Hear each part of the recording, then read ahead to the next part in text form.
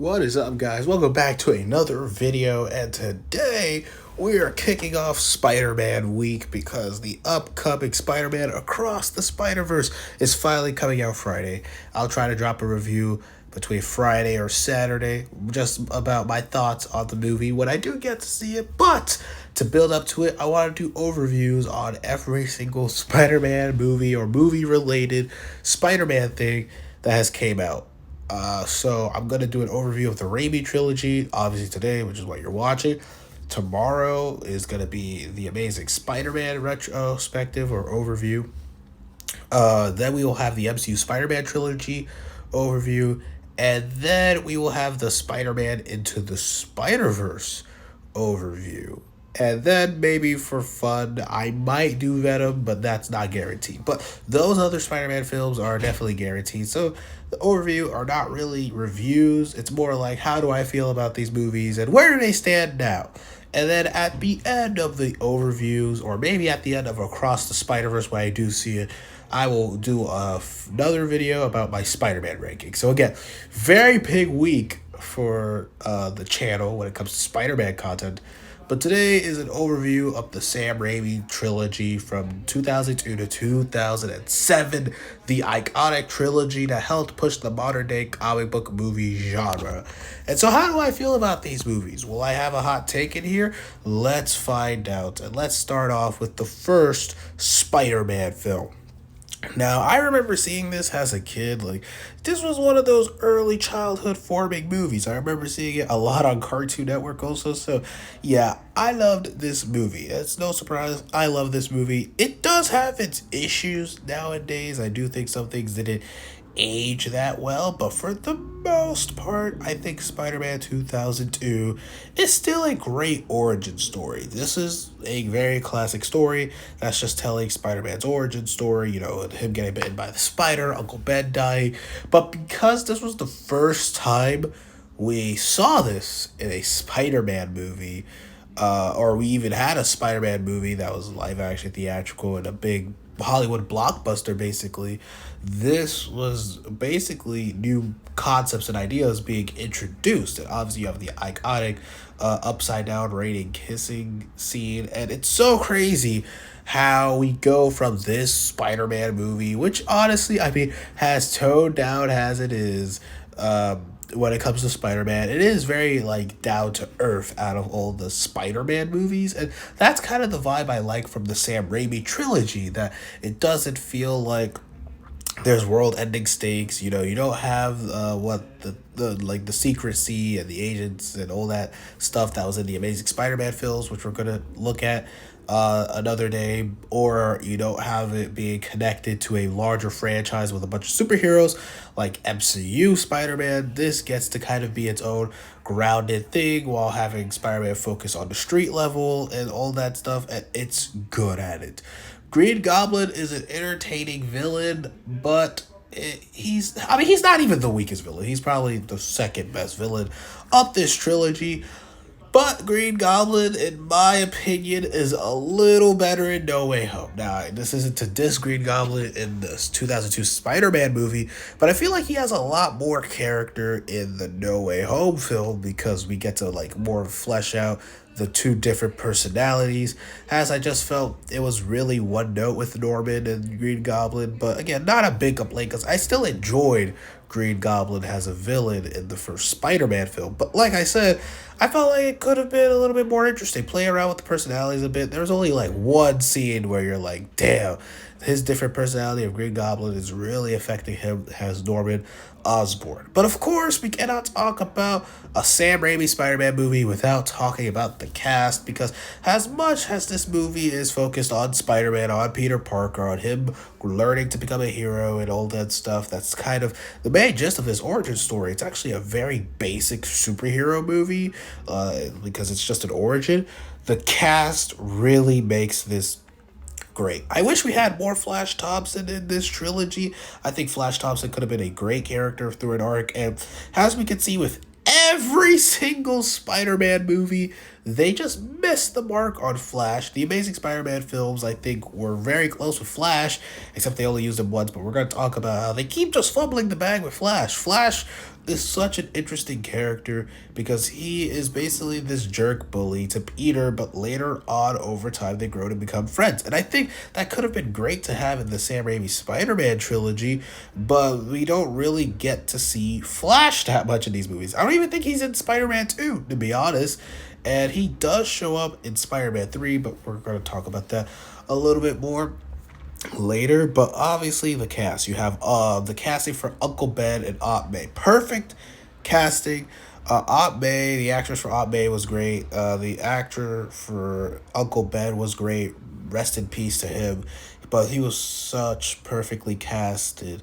He was so perfectly casted as Uncle Ben. You have Kristen Dunst, who plays Mary Jane, and there's going to be a lot of hot debate about whether you like Mary Jane in this trilogy, whether you hate Mary Jane in this trilogy, because there's a lot of fans that absolutely hate Mary Jane. But to be fair to her, let's just look at her perspective on what's going on and what have you, and, let's just be fair to her. But I feel like a lot of those complaints really come from Spider-Man 2.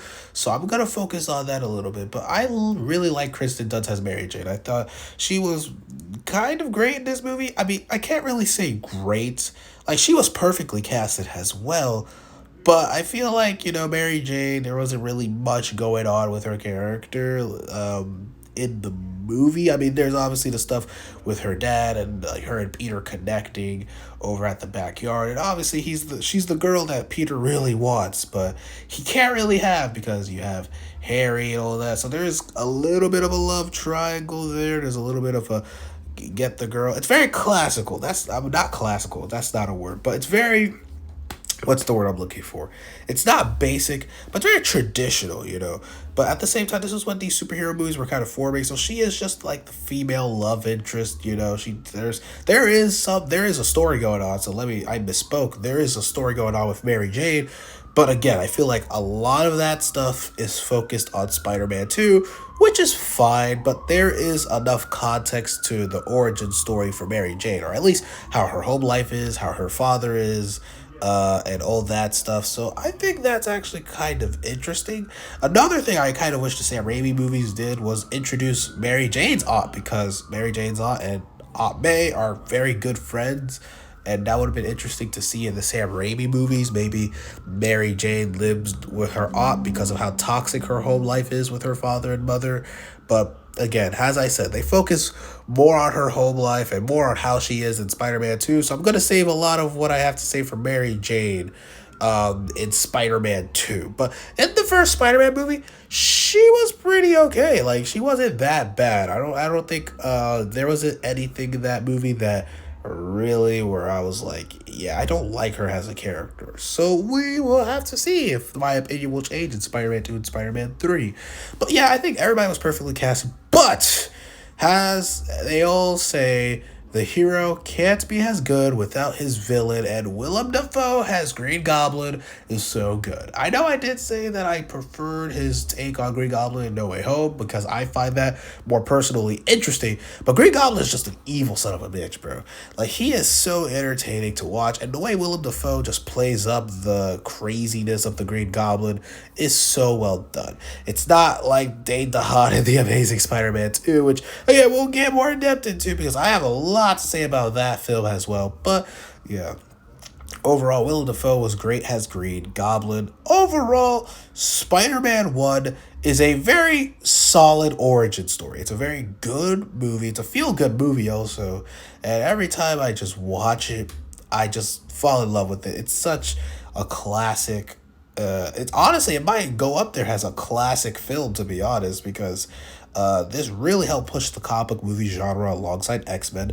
And I really think this is the one that embraced the comic bookiness of, the comic book characters, which is why a lot of comic book movies nowadays are not afraid to kind of hide from being super comic booky, like Guardians of the Galaxy or any others, like The Flash. Like, they're embracing that more. And I'm so glad that Spider-Man was kind of the movie that kind of pushed us there instead of X-Men, where they were Like, they helped push the modern day comic book movie, but they were scared a little bit of their source material and how they looked and if it looked too goofy or whatever. But Spider-Man did not give a shit. Spider-Man was just the GOAT when it comes to that. So overall, I'll give the first Spider-Man movie an 8 out of 10. Pretty good beginning to the trilogy. Now let's talk about Spider-Man 2 from 2004, the year I was born. So I already have a personal connection to this movie, and I love this movie. Easily, this is probably my favorite of the trilogy. It has my favorite villain. There's a lot more going on. And what I like that Sam Raimi did that I feel like a lot of sequels kind of miss, and I'm not talking about comic book movies, I'm talking about any type of movie, is that instead of making everything just a bigger version of the first movie in the sequel, what they really focus on is the characters. Because why did we come back for Spider-Man 2? Because we love Spider-Man as a character. We love the characters of the Spider-Man movie that we saw in the first one. And so they amplify that. They show the relationship problems with Peter and Aunt May. How Peter has to kind of break open and say, yeah, I kind of got Uncle Ben kind of killed due to my selfishness. And Aunt May takes it realistically. She's like, she needs time to process, because although she still loves Peter, that's a hard thing to hear. And I feel like the characters are at their A game. I didn't talk about Harry Osborn, and that was for a good reason, because I feel like Harry Osborn is a more interesting character in Spider-Man 2. So basically, at the end of the first movie, Peter accidentally gets Norman killed. I mean, it wasn't really his fault. It was more of a reflex. Norman was trying to kill him. But now Harry hates Spider-Man. And that's where I think his character is more interesting, where there's this dynamic of Harry just hating Spider-Man. Because in the first movie, I'm not gonna lie, Harry was just kind of, this might be the first hot take of this Raimi trilogy overview, but I didn't really care for Harry Osborn as a character. I mean, this is just for me, though. I'm not that big of a fan of Harry Osborn in general. Like, I'm just not that big of a fan of his character in the comics, or really in at least the first Spider-Man movie. But I will say they used him very well in Spider-Man 2. And obviously, with the reveal of him knowing Peter is Spider-Man, like, that is just, that's a scene that, I mean, even though I'm not a big Harry Osborn fan, I'm like, oh man, I really felt the tension from that scene. And that's because Sam Raimi did that so well. Like the scene where he removes the mask and he's just visibly shocked, and he doesn't kill Peter because he's just trying to process it, but at the end he's like, I gotta get revenge for my father.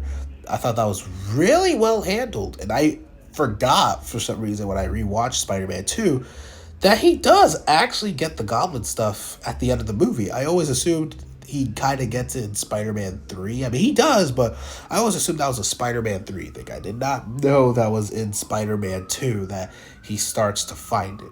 But this movie is not about Harry Osborn and Peter. Well, this is a lot about Peter, and this movie kind of adapted the comic book storyline, Spider-Man No More, where Peter quits being Spider-Man because it's just taking such a toll on him. But it's done very realistically, kind of. I mean, there's a lot that they try to get away with. But basically, Peter is too stressed out. If the first movie was about Peter Parker learning to become Spider-Man, going through the origins, this movie is about Peter learning to balance his life as Spider-Man and Peter Parker. And that's what I like. It's a gradual continuation of his character as Spider-Man, and what he gives up because he's losing his powers. Because one thing that they did in the movies is that they decided to give the webbing, oh my god, there's sirens everywhere, but anyways, they decided to give webbing has an actual power that Peter has, because as we all know at this point, I hope, web shooters, he always had web shooters. He didn't create webs as his own power, but he has webs as his own power, so he has an unlimited supply. But like, they smartly found a way for him to find a web blockage thing, because there's like something going on with him mentally, and I really like that. It really challenges Peter. And obviously you have a character like Doc Ock, who is more of a darker reflection of the route that Peter Parker could go in, and at least that's how I took it. Like, that's more of a darker take of what Peter Parker could have went through instead of Green Goblin, to be honest. Like, Green Goblin was just evil, And I mean, he could have been a dark version of Spider-Man, but I really feel it with Doc Ock because Doc Ock is an intellectual like Peter. Like they bond over a lot of things, but Doc Ock is more of a tragedy story. This is a guy that lost his wife because of his experiment. His experiment fails, and now he's cursed with these robotic arms, and now only thing he has is to go to a life of crime to steal money so he can at least finish his experiment, because he didn't go that far for no reason. But it turns out his experiment is too dangerous and it's going to destroy the city, and then Doc Ock sacrificing himself. Beautiful. Chef's kiss. The way they did Doc Ock's arc was amazing. I honestly would not have tweaked it. Like, it's not like they're going to bring him back from the dead and bring him into a big multiverse movie that has nothing to do with the Sam Raimi Spider-Man movies and has him come across a completely different Peter Parker in Spider-Man where they completely joke about his name. But thankfully, they didn't make a movie like that. But anyways, let's focus on Peter and Mary Jane's relationship, because that's where a lot of people really hated Mary Jane. And to be honest, I feel like those people are misunderstanding of Mary Jane. Look, I understand if you're maybe a little annoyed with Mary Jane. I would be a little bit annoyed with Mary Jane's antics in Spider-Man 3 a bit, because that's where, in my opinion, I'm like, really? I mean, you're really complaining about that? But let's save that for Spider-Man 3 as well. But Spider-Man 2 is, think of it from Mary Jane's perspective. She had a terrible home life. She kind of kissed Peter. She's showing Peter that she's kind of into her. Peter's kind of showing her that he's kind of into her. Well, I say she was into her. No, that she's into him and that he's into her. He's been showing signs of that. But like he's always doing this pushing and pulling thing.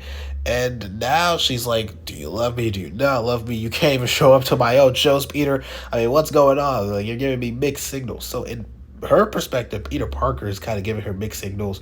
Like, what do you exactly want? And there's a deleted scene.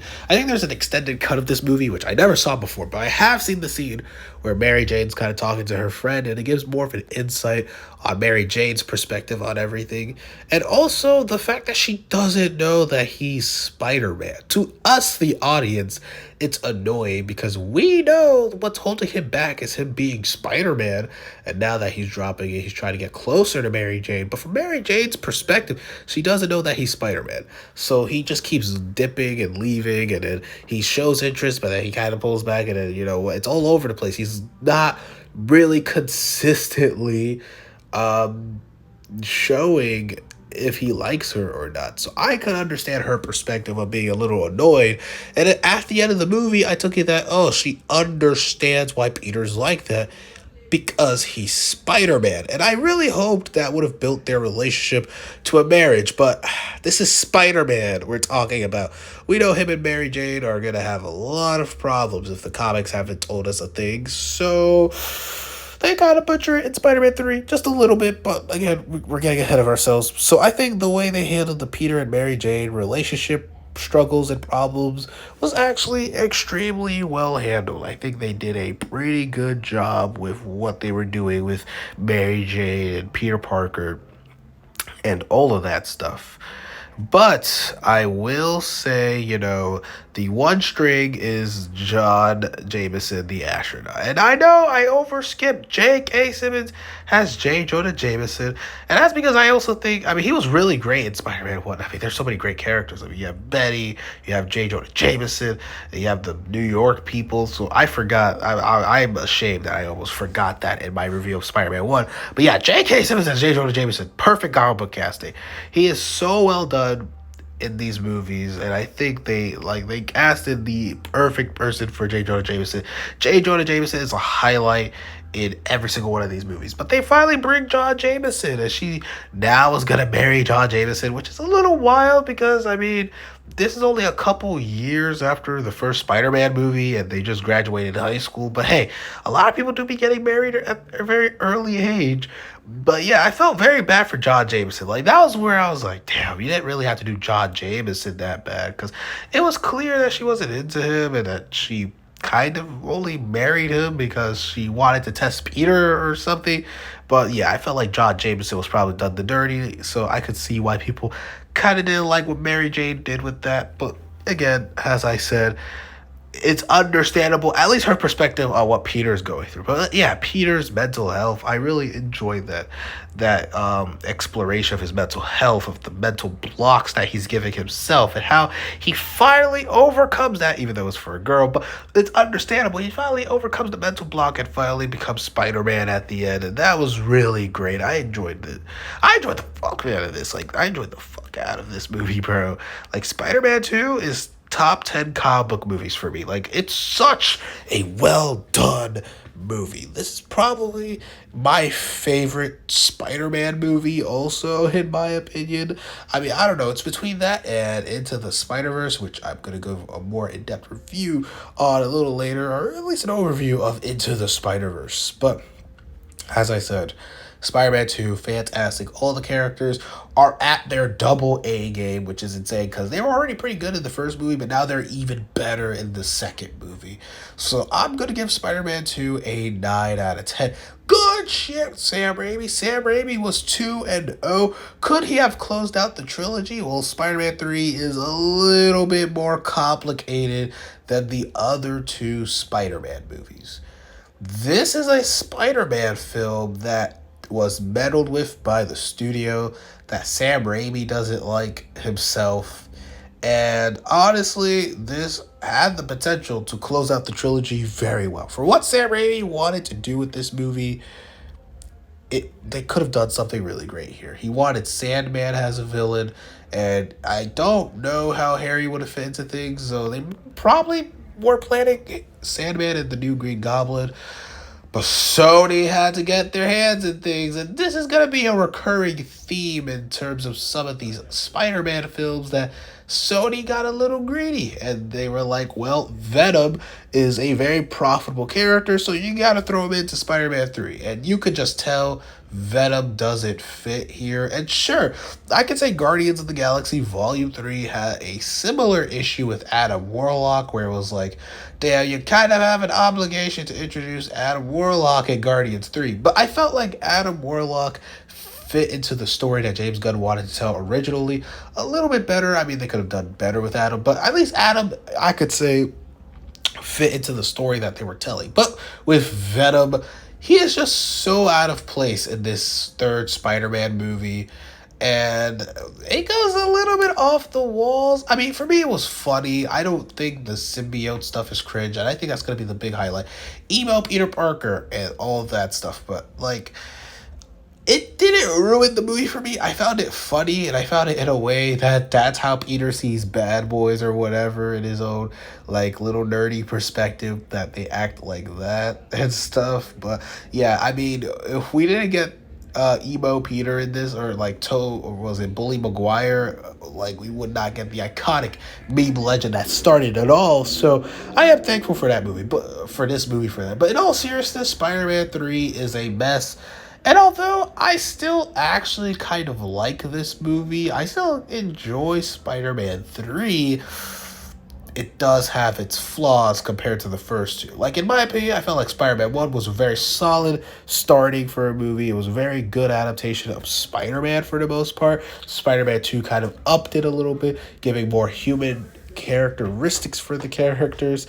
And then Spider-Man 3 was like, I don't know, man. Let's start with the Peter Parker and Mary Jane relationship, because I feel like they absolutely kind of butchered this in the movie. I do get that people kind of like the will they, won't they at the end, like, oh, you know, it didn't work out. But I think Spider-Man 3 could have really crescendoed as they could have built up to the marriage of Peter and Mary Jane like the comics. I feel like Mary Jane and Peter should have been a little bit more supportive, but now the new issue is that Peter's taken away the attention from Mary Jane, so she's mad at him for that. And sure, Peter's a little bit glory hounding. I didn't understand her perspective a little bit, because like, he's a hero, obviously he's going to be loved, so to be jealous of him, I mean, whatever, you know, it is what it is. But yeah, when Peter kissed Gwen Stacy, that was a little too much. That was a bit much. I was like, yeah, Peter is a little So I mean, as I said, in each movie, you had Peter learning to become Spider Man. The second one is Peter balancing being Spider Man and being Peter Parker. The third one is about checking Peter Parker's ego as Spider Man because, as we all know, if things are going great as Spider Man for you, you're about to get emotionally damaged and traumatized because Spider-Man, what's the number one rule that Marvel has? Spider-Man can't be happy. That's the number one rule they have in their boards, that Spider-Man can't be happy. The moment Spider-Man's a little happy, a little comfortable, you just shake it up a little bit. And Spider-Man 3 did that, messing up Mary Jane's relationship. You have Harry, who wants to just straight up kill Peter Parker, but then they do the amnesia storyline, which is a little bit tiresome. Like, that has been so overdone when that movie came out, and it's still overdone to this day. And I don't think the amnesia thing really added anything. I think it would have been more interesting in a way to have Harry actually fake his amnesia so he could get close to Peter so that he could betray him. I thought that would have been a little bit more interesting. Have Harry fake his amnesia. Say, hey, look, I was faking it the whole time. I didn't get amnesia. I'm just trying to get revenge on Peter, and you're going to help me or I'm going to kill you. I think that would have been a little bit more interesting for Harry to do that. But nah, instead, Mary Jane falls back in love with Harry, and it's like, I feel like the love stuff is the weakest of the franchise, obviously, but it's so big here because Peter wants to propose to her and all that stuff. Even Aunt May, I mean, she's great in every movie. Like, Aunt May is great in every movie, and she did have a great speech here at the end, but like, you know, she's not really in it all that much, to be honest, but she did serve her purpose well. And obviously you have the retcon of who killed Uncle Ben, because in the first movie it was pretty obvious Peter kind of accidentally killed the guy that killed Uncle Ben, and he learned his lesson. But no, they decided to retcon it to flip Marco, and it was just to make it to where Sandman had a personal connection to Peter. So when Peter gets the black suit, he's off there fighting Sandman. And I was just like, I didn't really care for that decision. I don't think they should have did that. I think they could have done something a little bit more interesting to have Sandman and Peter have a little bit more of a personal rivalry if they wanted that, to be honest. But obviously Sandman is only a thief and a criminal because I think his daughter has cancer or she has some illness, and so he's trying to provide for her. And look, Sandman is not a Green Goblin, and he sure as hell ain't a Dr. Octopus. But Sandman is pretty solid in this movie, but he's not even really the main villain because, as I said, this movie has three main villains. You have the new Green Goblin with Harry Osborn and what's going on with Peter and Harry. You have Sandman, and obviously you have Venom, which they introduced Eddie Brock. And look, I understand. Topher Grace has Venom is the most burned, like, people have roasted the shit out of Topher Grace's take on the Venom character. In my opinion, anyways, I think although Sam Raimi didn't really get Venom or he didn't really care for the character, I think that he actually accurately got what Venom originally was when Eddie Brock had the suit. I think he actually understood what Venom was, why Venom is the way it is, and why Eddie hates Peter so much. I think they were able to do that. They didn't do it the traditional comic book way, and I feel like partially Sam Raimi kind of did it to kind of rub it at Sony, like, yeah, fuck you, I don't want to do this shit, or I don't want to do Venom, so I'm going to do it poorly. And I don't know if Sam Raimi will go out of way to like butcher his own movie, but it's clear he didn't like Venom. But I think this version of Venom is, at least the idea of this version of Venom is more comics accurate to the beginning of how Venom was compared to like Tom Hardy. But at the same time, Tom Hardy's take on Venom is focusing on a different comic book of Venom. So it's like they're both accurate in their own way. But that's just my little hot take. I don't think the Raimi Venom was that bad in theory and concept. I think Sam Raimi understood it. I think the way, it got to Eddie got the symbiote, all that stuff. I liked all of that.